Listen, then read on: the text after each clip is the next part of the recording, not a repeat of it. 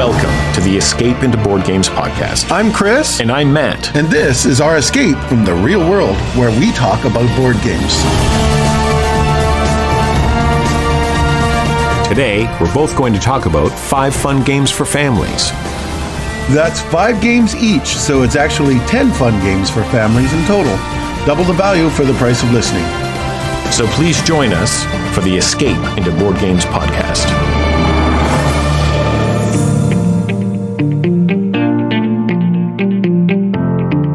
The family that plays together stays together.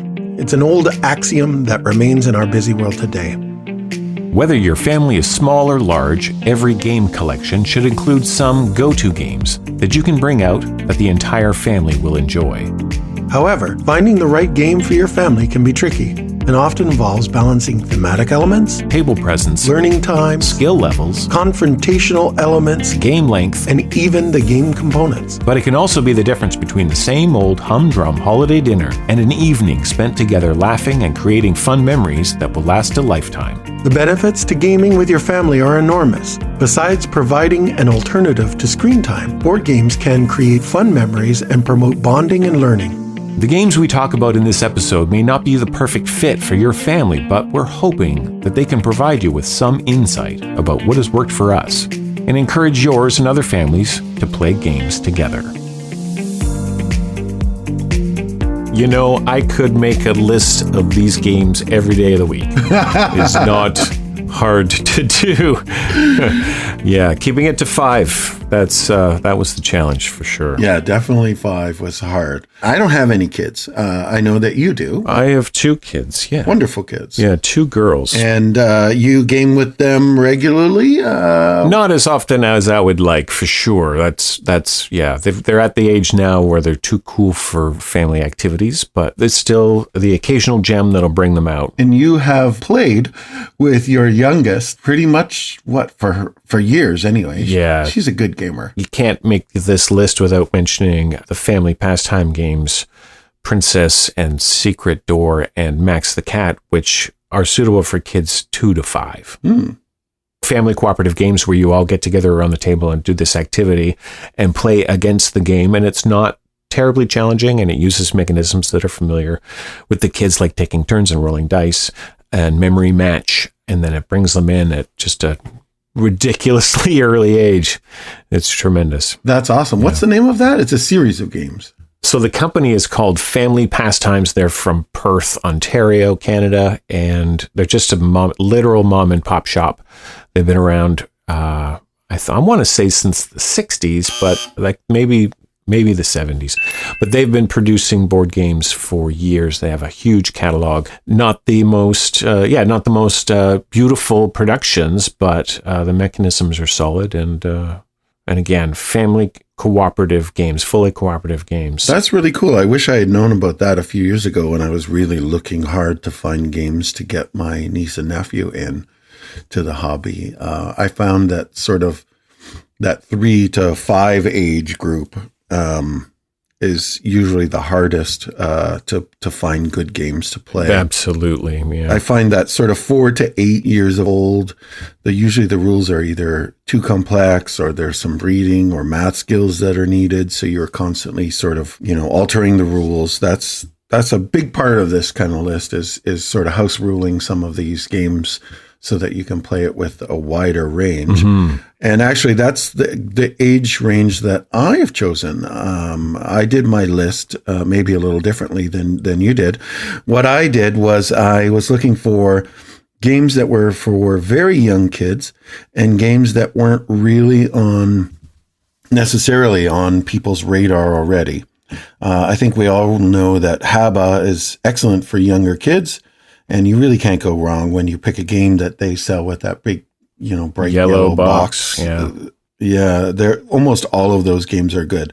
So I don't have any Haba games on my list because I'm trying to choose something a little different on the list.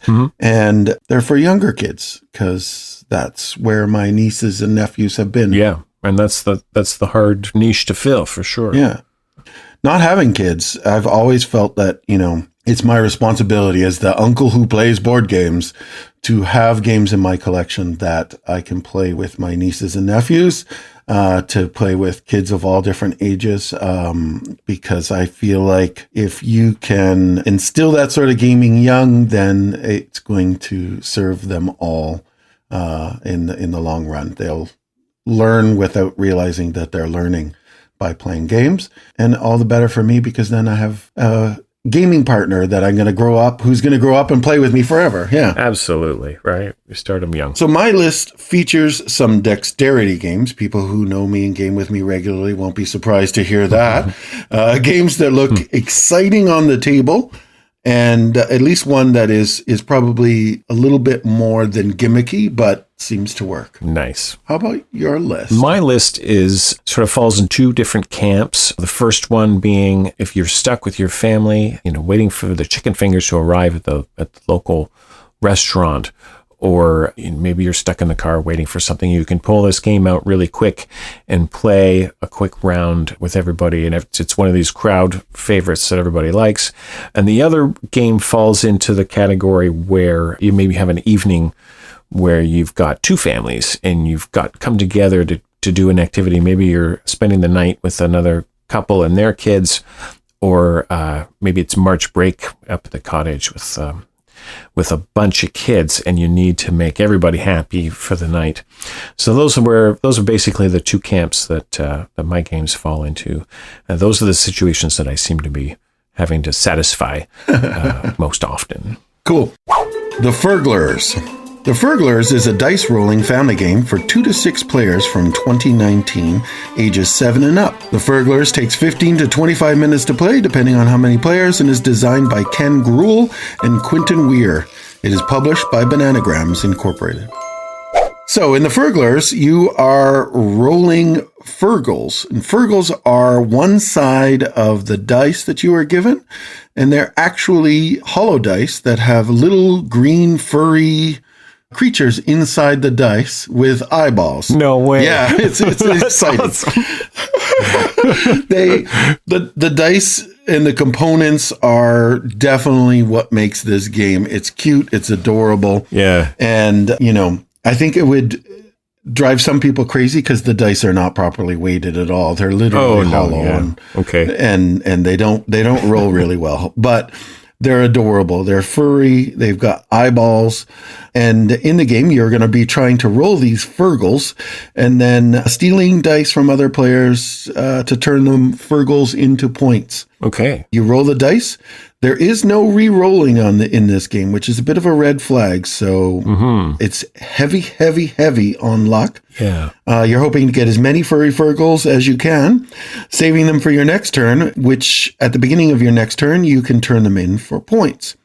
However, there's other things you can roll. You can roll locks, which will protect your Furgles from being stolen from other players. And you can roll hand icons, which break other players' locks and or steal Furgles, allow you to steal Furgles from them. Okay. Any dice that you used or couldn't use on your turn, you pass to the next player.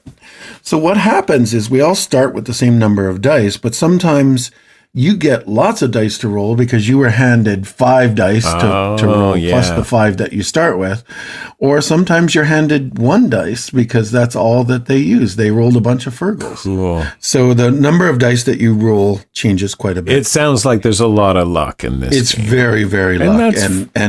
But I've included here because I think that the lack of decisions and the heavy amount of luck that you have makes this actually a fun experience to play with very young kids. Yeah. I think you could play this with 3 and 4-year-olds. Well, if you think about Candyland and Snakes and Ladders, that's a very similar activity, right? You're just teaching the children, taking turns and rolling dice. But just looking at the components on BGG, and it's a uniquely shaped box. It's got some really cool dice. The artwork is cute. Yeah. Good pick, Chris. Leg Loss.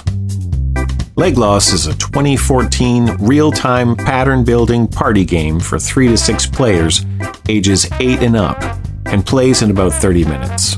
Designed by Carlo A. Rossi and published by Zoc Verlag. Okay, to start, players place 16 random cartoon images on a numbered board from 1 to 16, and the players are given a limited pile of sticks and discs of various sizes.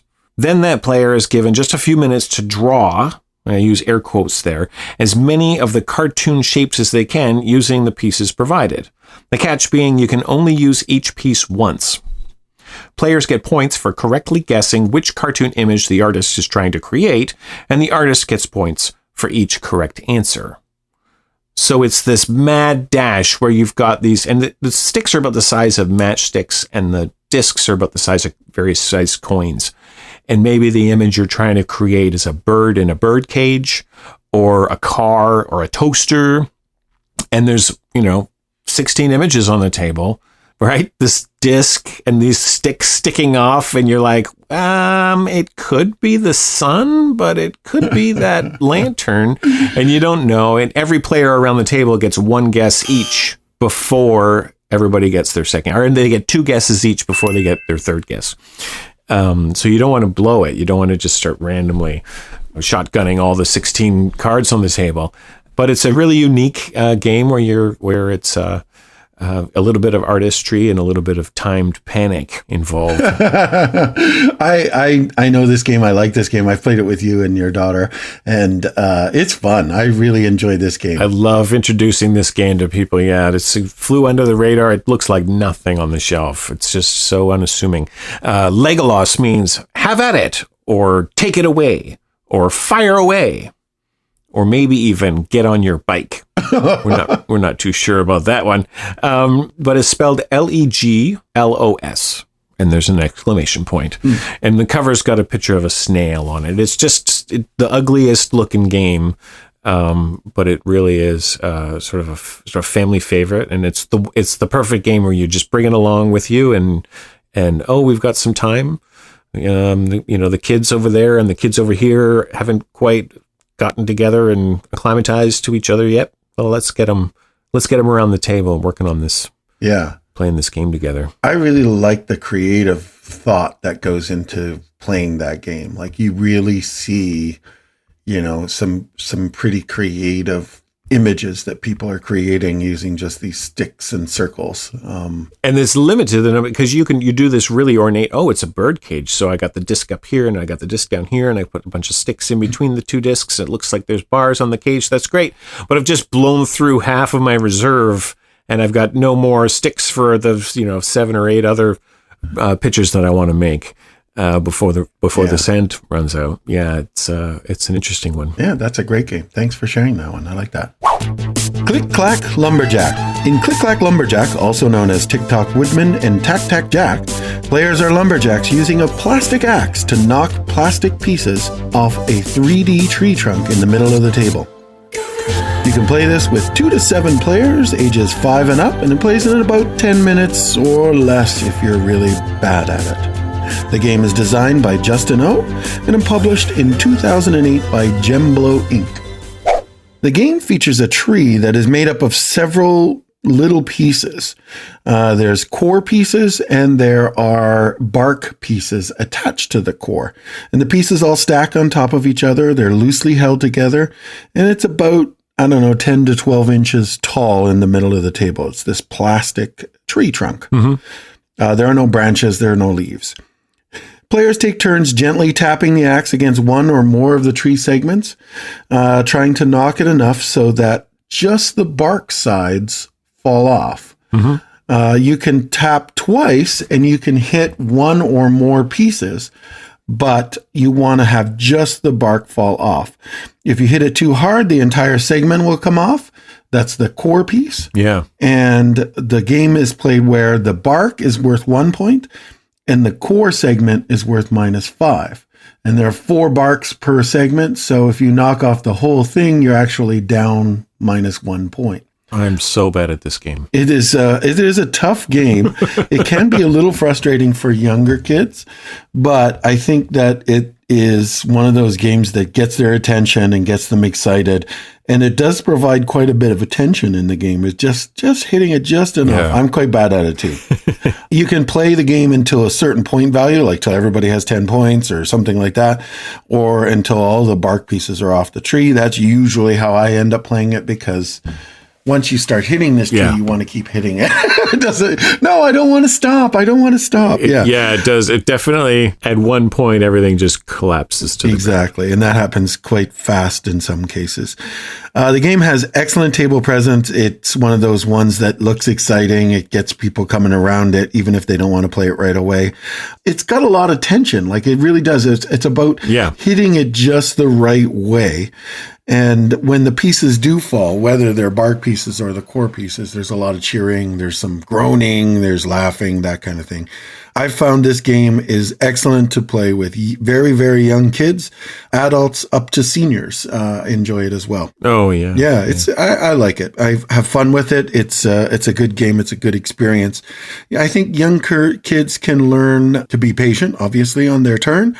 The physical dexterity is a big part of the game, but it's also, they're learning to be gentle. And I think at certain ages that can be a difficult lesson to teach. A tough lesson, yes. Yeah, very tough. And I think there are some strategic choices to make too, about where you hit the piece and how you hit it, and, setting up your opponents to have them lose points rather than you lose points. So, because those core pieces, they're like a wood puck. Yeah. And you can, when you're chipping away at the tree, you can accidentally or intentionally push it off to one side and create like it's gonna fall but hasn't yet. So sometimes your turn might just be setting it up for someone else to potentially lose, or you might be playing defensively and just knocking pieces back a little bit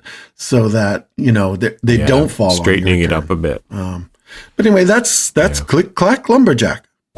The Sheriff of Nottingham. The Sheriff of Nottingham is a betting, bluffing, bribing set collection game from 2014 for 3 to 5 players that plays in just over an hour and is recommended for 14 and up. Sheriff of Nottingham is designed by Sergio Halaban and Andre Zatz and is published by Arcane Wonders. In Sheriff of Nottingham, players play merchants trying to corner the market in various legal goods, as well as possibly dealing in contraband items for extra points. So on your turn, you're taking cards in your hand and trying to create sets of apple or bread or cheese or whatever. And then to get them to market, you have to put them in your bag first, seal your bag up. And everyone gets these nice velvet bags with a snap on them. And you snap them shut and you hand it to the sheriff of that turn. Everybody takes a turn being the sheriff. And the sheriff has an opportunity to inspect the bag, open it up and look inside, or to let you pass without inspection. If the sheriff finds contraband in your bag, then you have to pay the sheriff money if there's a fine for that. But if the sheriff doesn't find contraband, then he has to pay you. And so there's this double bluffing mechanism going on there where you're trying to get things past him. But you can also bribe the sheriff in that you can say, hey, I've got stuff in my bag and I'll give you some if you let me in. And everything is like all negotiations are open. You can give them money. You can promise them turns, favor on the next time. When I'm sheriff, I'll let you do stuff.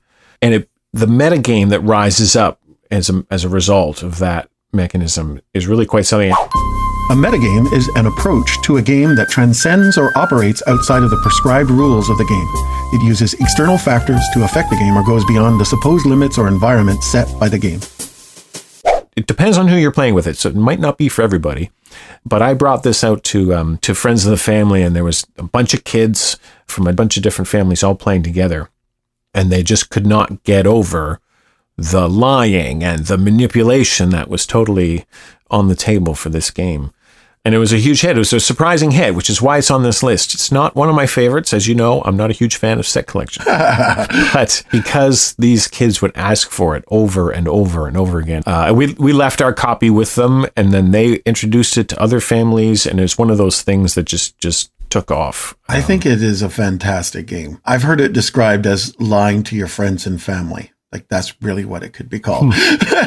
Yeah. And that's really accurate because I mean, you can definitely play the game without lying and play it all as truthful as you can. But I think the purpose of the game is to try and sneak contraband in and to make deals and to, create alliances and then break those alliances and do all these backstabby things. It's really, really fun. I love this game. It's a fantastic choice. Cobra Paw. Cobra Paw is a real-time speed game requiring a quick eye and fast reflexes. Cat ninjas are rolling dice and trying to snatch the matching tile before any other players. Cobra Paw plays with 2 to 6 players, ages 5 and up, in about 5 to 10 minutes, and is designed by Derek Wilson and was published in 2017 by Bananagrams, Inc. So what happens in Cobra Paw is on your turn, you roll the 2 dice. And as quickly as you can, you grab the tile that matches the exact 2 symbols shown on the dice using only your fingers. Although I'll say that this is a rule that quickly gets forgotten once you start playing and people start covering up the whole tile with their hand and protecting it. But that's what you're supposed to do. You can grab tiles from the common area in the middle of the table, or you can grab tiles in front of other players. When you grab your tile, you put it in front of you, and it's not safe. Other players can grab it. The first player to win 6 tiles wins the game. So my reason for including Cobra Paw in this game, I was going to include Ghost Splits on my list, but I decided that instead of Ghost Splits, I'd put in Cobra Paw, as I think Cobra Paw is just slightly better for a younger age group. Ghost Splits has that sort of mind-burning element that it's like, is the image there? No. Is it in a different color? It is there, but it's in a different color. Oh no, which one do I grab? Cobra Paw does not have any of that. It's got that twist. Once the kid can get that, Ghost Splits becomes the superior game, but I would agree. But it is a hurdle that a lot of little kids can't get right away. Yeah, if you've tried Ghost Splits with your kids and they didn't get that concept, and you found, like, one of the things we did was we took out all those cards that were confusing and played just Ghost Splits, and that worked really well. But Cobra Paw is an excellent first step to Ghost Splits for younger kids. So I've had a couple kids in my life who have been like completely obsessed with this game, always asking to play it over and over and over again. And while I like the game, it's not one I want to play over and over and over again. The joy for this game for me is watching how excited they get at picking the pieces and finding them. Nice. If you play with younger kids, you may need to give them sort of a bit of a lead in spotting the pieces, because our minds can process the shapes and the symbols and the colors a lot faster than theirs can. But that's part of the excitement. Like I said, it's just watching them be so proud that they found the piece and they've got their piece. And I think there's also an element of learning to accept the fact that you're not always going to win. You're not always going to get the piece. And this game does a good job of it. It also can teach kids good sportsmanship because your pieces are always vulnerable. So if someone rolls the piece that is identical to one that you've already captured, and they can grab it, you can try and protect it, but if you're not fast enough, your opponents may grab it. And that can cause frustration in a lot of young kids. And I think this is a good game for doing that. Yep. Components are amazing. They have a great Bakelite, I think is the right word, domino tiles. There's 2 huge chunky dice. Big chunky pieces. Yeah, big chunky pieces. They're beautiful. The symbol and the colors on the dice and tiles are different enough that you're not going to get confused by, which one is which. And that's very important when you're playing with younger kids. If the symbols look too similar, it probably become more of an adult game, whereas these are different, and it works really well with young kids.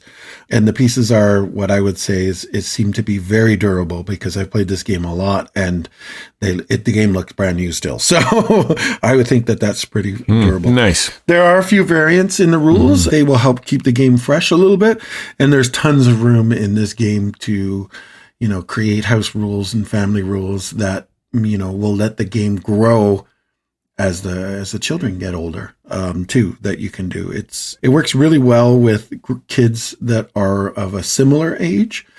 If you're playing this game with, a teenager and a 5-year-old, that's not going to work so well, because there's different abilities to identify the symbols and the speeds at which you're grabbing. Mm-hmm. Yeah, that's Cobra Paw. You've played this, right? We've played it together. I've played Cobra Paw. It's great. Yeah. Yeah.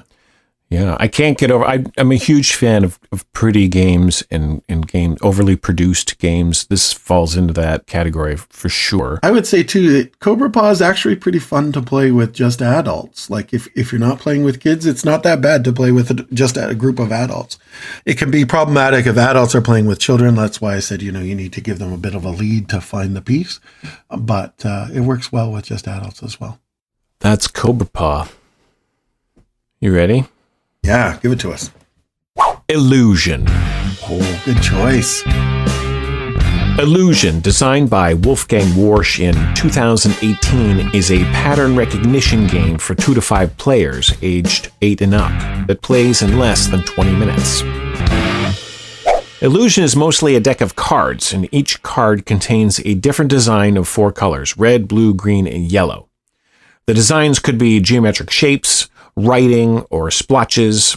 On the back of the card is the percentage of each color that is on that particular card. On your turn, you draw a card, and you place it within the current line of cards, trying to judge how much of a certain color there is. Alternatively, instead of drawing a card, if you think that there's a card that's in the wrong place already, you can call it and check, and if you're right, you get a point, and if you're wrong, the previous player gets the point.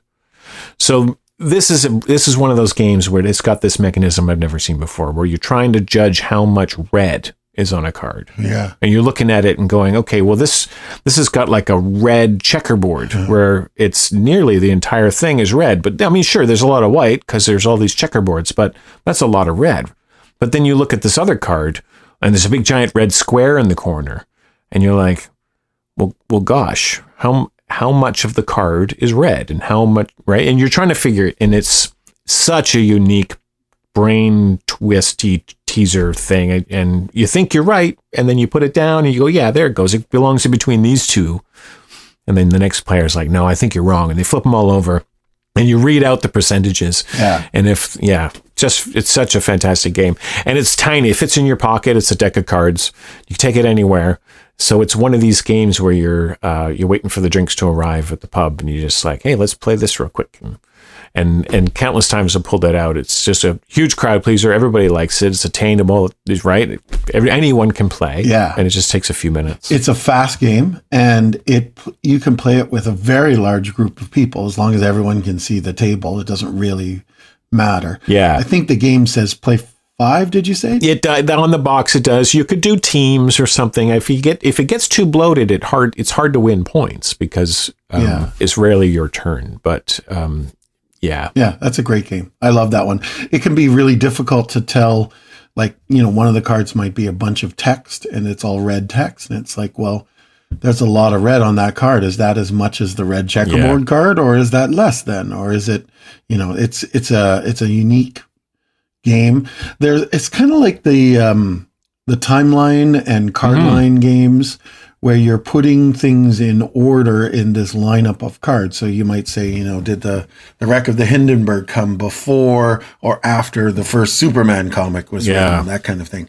Only this one is all visual. So the age of the players doesn't matter. And you don't need experience in anything really other than, looking. You don't need experience, and you well, Timeline is a fantastic game if you've got it, if everyone has the same history knowledge or whatever. Doesn't work well with families because of the disparity in knowledge between the older kids and the younger kids. This is definitely a flat playing field regardless of how old you are. I agree. Which is a boon. Don't need to have any reading ability. You can play with kids of any age. My niece, I think I played it with her when she was 5. She didn't do fantastic at it, but she was able to play it under set concept, which I thought was great. They do well. They may not win, but they still compete. We're going to get back to the show after a brief message. This next ad is for Chris's own company, Geeky Goodies. If you'd like to hear what an ad for your game, product, or website might sound like, drop us a line at escapeintoboardgames@gmail.com. When we escape into board games, we're always wearing our Geeky Goodies t-shirts. They are great conversation starters for gamers and non-gamers. But did you know that they also sell masks, socks, hoodies, game room posters, mugs, and so much more? All things board games. All things geeky. Visit geekygoodies.com and use coupon code ESCAPE for a 10% discount off your purchase. Tricky Track. Tricky Track is a racing game where players try to get their cat and their elephant to the opposite sides of the board before other players. It is a game for 2 to 4 players ages 4 and up. It can take from 15 to 25 minutes. Tricky Track was published in 2013 from Foxmind and designed by Alaya Garon. This is a game that's very similar to Candyland. I've actually never played Candyland, but I've played a game called Cartagena, which I would call as the adult version of Candyland. And I think I've made you play Cartagena. I love this little filler game for adults.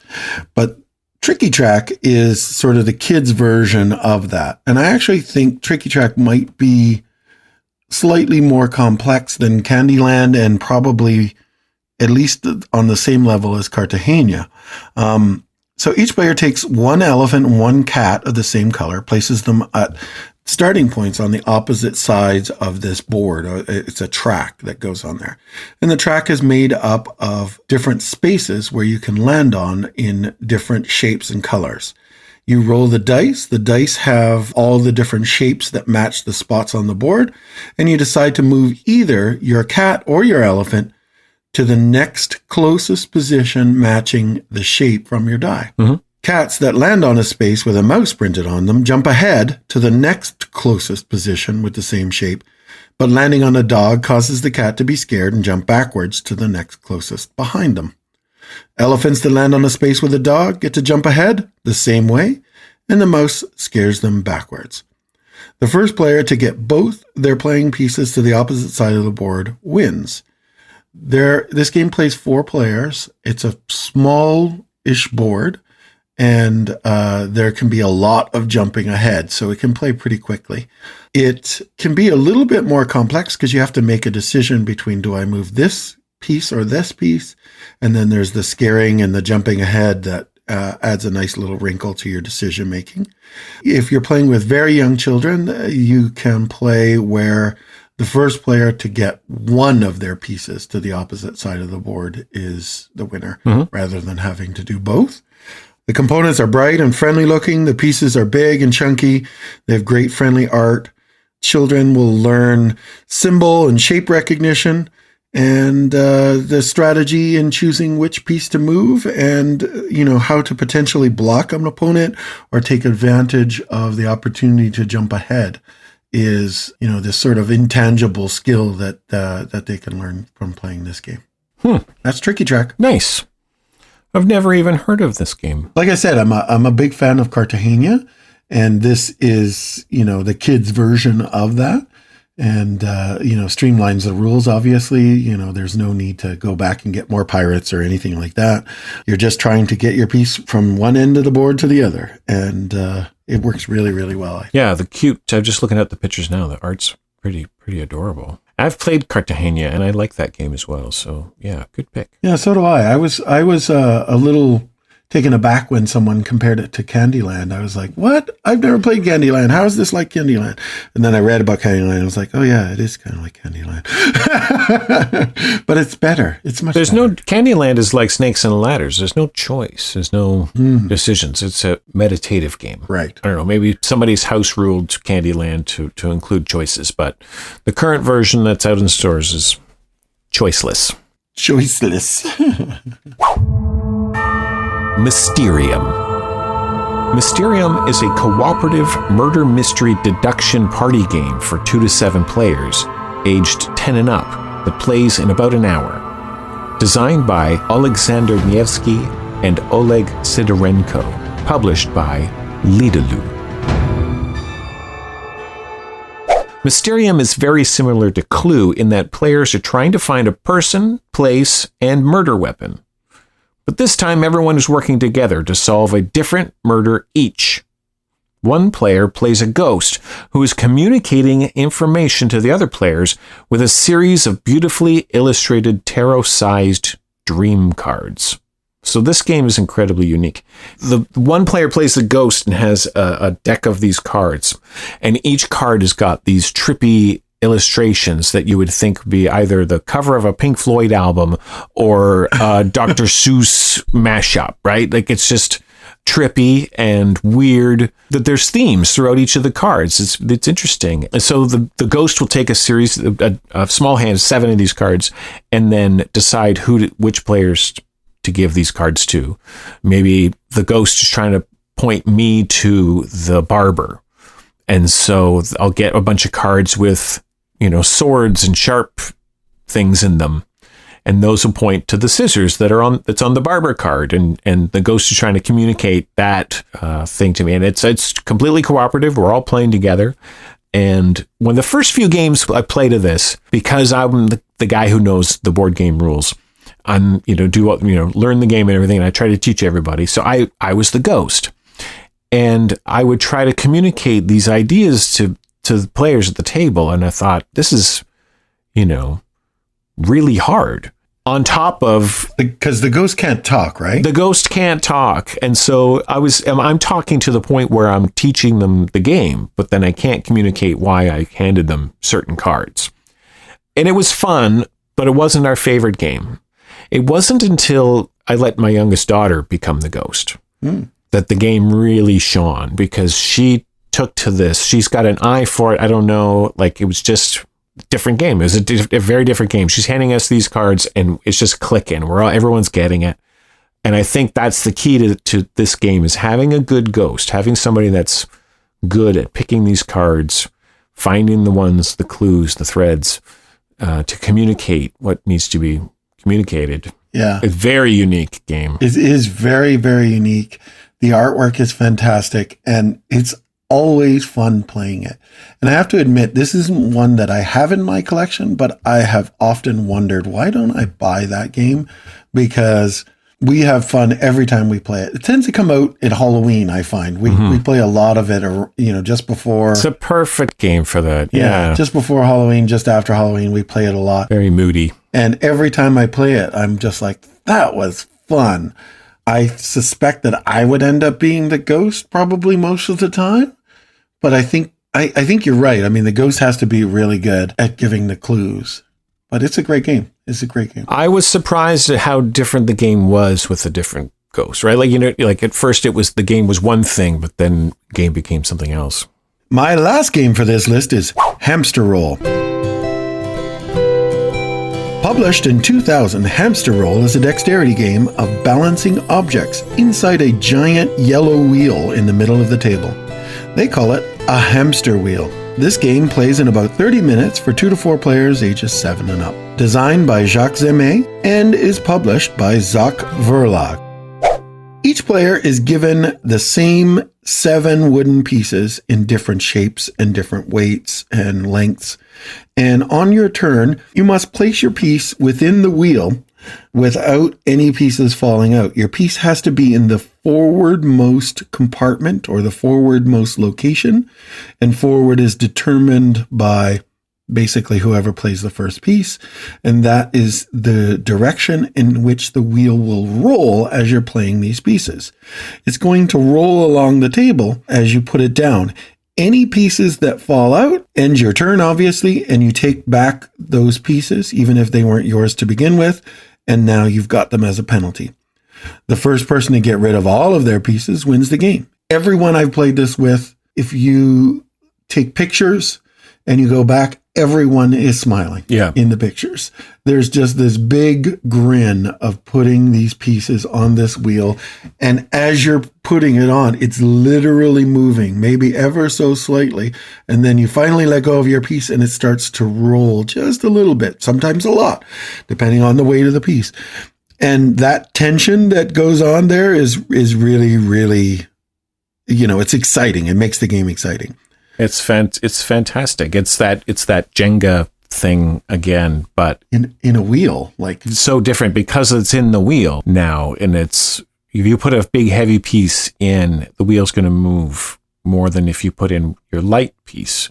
And do you put in your heavy piece at the beginning and so you don't have to put it in later? Yeah. And yeah, that big bright yellow wheel in the middle of the table, it's about a foot across.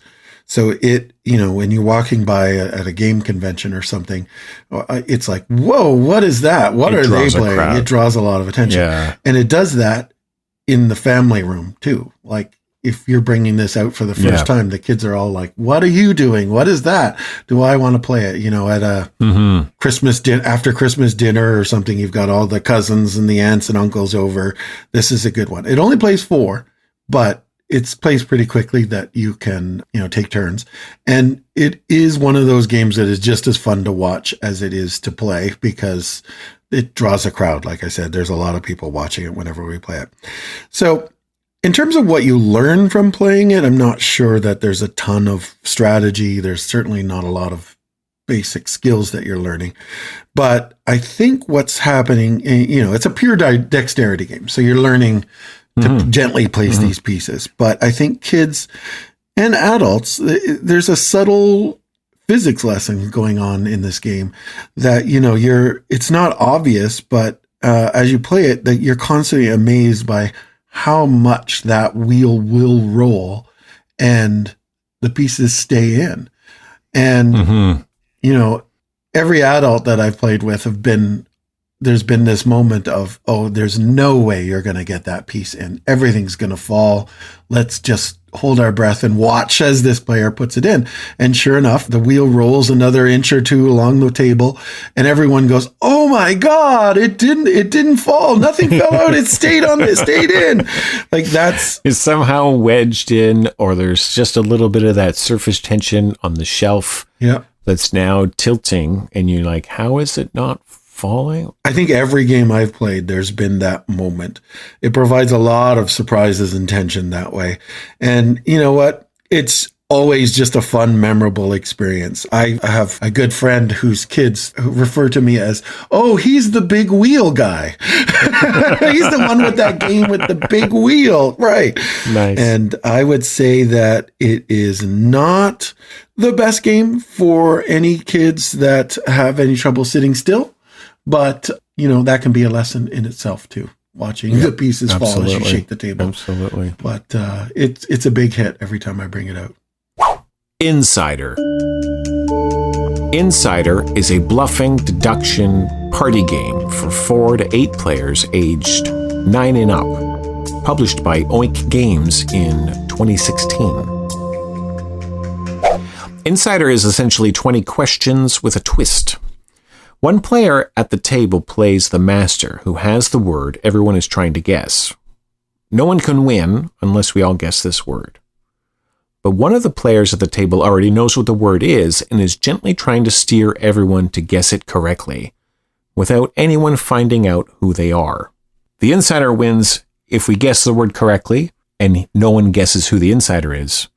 And everybody else wins if we find the insider. So it's, again, one of these tiny little oink games. It fits in a box about the size of a deck of playing cards. And so it's great for, again, at the restaurant, in the car, when you've got time on your hands with the family. And it can play with as little as 4 people. This is one of the only social deduction games that plays with 4 players.